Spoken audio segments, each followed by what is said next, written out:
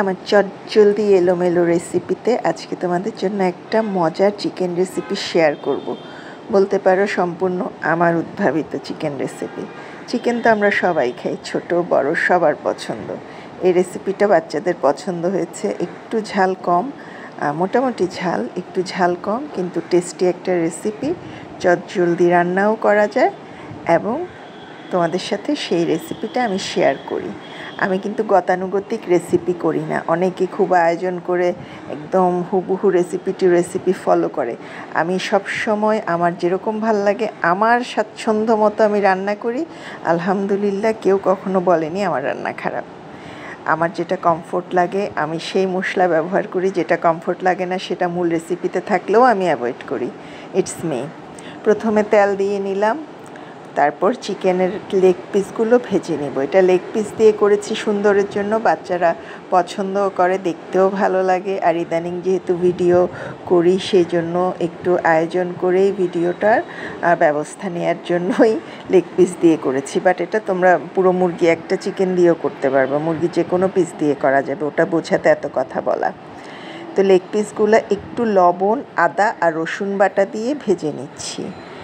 লবণ, রসুন, আদা বাটা দিয়ে একটু ভেজে নিচ্ছি ভালো করে, মানে মোটামুটি একটু হালকা লালচে করে তেলের মধ্যে মুরগিটা ভেজে নেব। লেগ পিসগুলো একটু হালকা লালচে করে ভাজলে খেতে ভালো লাগে, মানে গায়ে থেকে এটার কাঁচা ভাব গেলে, দেখতে পাচ্ছ যে একটু হালকা ফ্রাই করে নিচ্ছি খেতে ভালো লাগার জন্য। আমি কিন্তু কাঁটা চামচ দিয়ে এরকম লেগ পিসগুলো একটু মানে খুঁচিয়ে দেই। এটাতে যেটা হয়, এই যে আদা রসুন দিয়ে যে মেরিনেট করে রেখেছিলাম, লবণ, আদা রসুন লবণ, এটা ভেতরে ঢুকে মাংসটা খেতে খুব টেস্টি লাগে, মানে টেস্টলেস লাগে না। আমি যখনই বড় পিস করি তখনই আমি কাঁটা চামচ দিয়ে মাংসগুলো খুঁচিয়ে দেই যেন ভেতরে মশলাটা ঢুকে, যেভাবেই করি।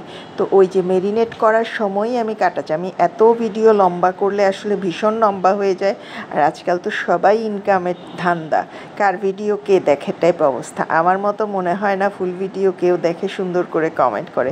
দু একজন আছে আমার লিস্টে যারা সবসময় আমাকে উৎসাহ দেয় এবং খুব সুন্দর করে দেখে। এটা হচ্ছে পেস্ট হচ্ছে আদা রসুন আর হচ্ছে গরম মশলা আর হচ্ছে পেঁয়াজ বাটা, যতটা লাগে সেটুকুন দিলাম। দুটো বড় পেঁয়াজ, 3-4 কোয়া রসুন, বড় এক টুকরা আদা, আর হচ্ছে এটা হচ্ছে দিয়েছিলাম সামান্য 1 চামচের মতো বাদাম বাটা।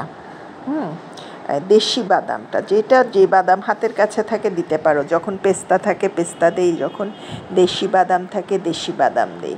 আপস টু ইউ। বাদামটা দিলে যেটা হয়, একটা অয়েলি, খুব একটা স্মুথি, একটা সুন্দর একটা ইয়ামি টেস্ট আসে।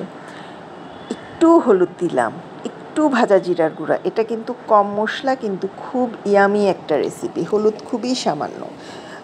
গরম মশলার গুঁড়া, মিক্স গরম মশলার গুঁড়া দিয়েছি। আর আমি ওই যে আদা রসুনের পেস্ট করেছি, ওখানে জাস্ট 3টা লং, বড় এক টুকরা দারচিনি, আর ওই যে এটা বাদাম যে পেস্ট করেছি, বাদামের পেস্টের পানিটা দিয়ে দিলাম। তো এটাতে ভীষণ একটা মানে ক্রিমি একটা টেক্সচার হয় আর কি। এর যে কোনো কিছুতেই দিতে পারো, বাদামটা আসলে মজা হয়। মরিচ দিচ্ছি, এটা ঝাল আর মিষ্টি মরিচটা মিক্সড। এত কথা বলার কারণ হচ্ছে লবণ ঝাল এগুলো যে যার স্বাদ মতো দিবা। আমি সবসময় লবণ বলি স্বাদ মতো। অনেকে একদম পারফেক্ট বলে দেয় 2 চামচ 3 চামচ। ব্যাপারটা হয় যে এক এক ফ্যামিলির খাদ্যাভ্যাস এক এক রকম। যেমন আমি টোটালি লবণ খাই না, লবণ খুবই কম খাই। আমি যদি আমার লবণের পরিমাণ বলি, সবাই বলবেন মানে নুন হয় নাই, লবণ হয় নাই। তো যাই হোক, মশলাটা ভালো করে কষিয়ে ওই গ্রেভির মধ্যে রানগুলো দিয়ে দিয়েছি, লেগ পিসগুলো। তো এটা এখন সিদ্ধ, যেহেতু ওই যে ভেজেছি মোটামুটি 7-8 মিনিট, এখন এটা একটু ভালো করে সিদ্ধ হওয়ার জন্য সময় দিতে হবে।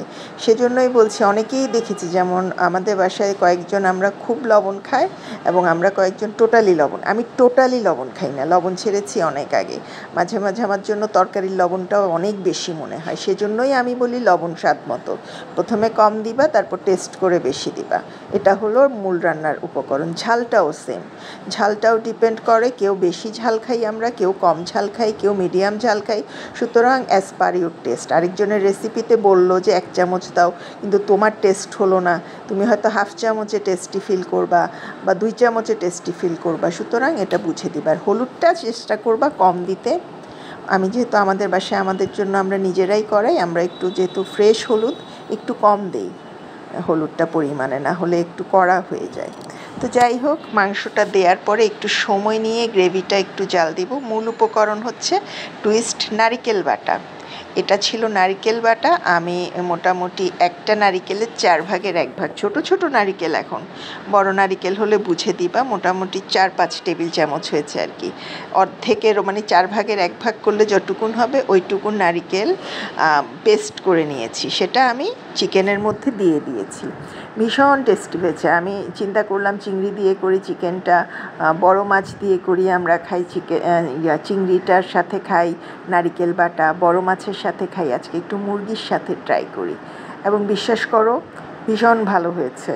মানে একটা মিষ্টি, যেহেতু গ্রেভিটা একটু মিষ্টি, একটু ঝাল ভাব, যাদের একটু এরকম গ্রেভি পছন্দ, কোরমা টাইপের, আমি বলতে চাচ্ছিলাম কোরমার যে ফ্লেভার, টেক্সচার, স্বাদ অনেকটাই নারকেল বাটা দিয়ে সেই ফ্লেভারটা পেয়েছি এই চিকেন লেগের এই কারিটাতে।